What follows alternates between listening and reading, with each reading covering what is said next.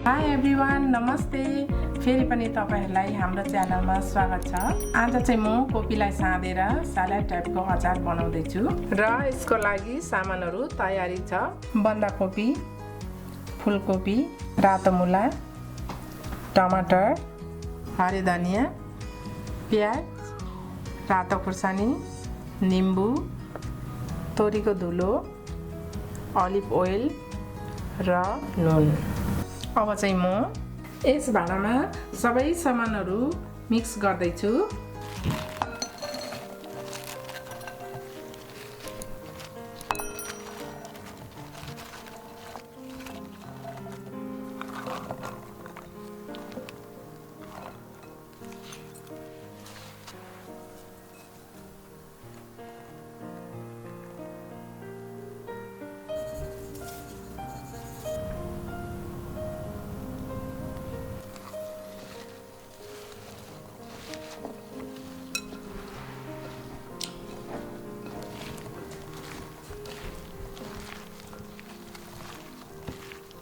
ल त हाम्रो मिठो सलाद सर्भिङको लागि तयारी भइसकेको छ।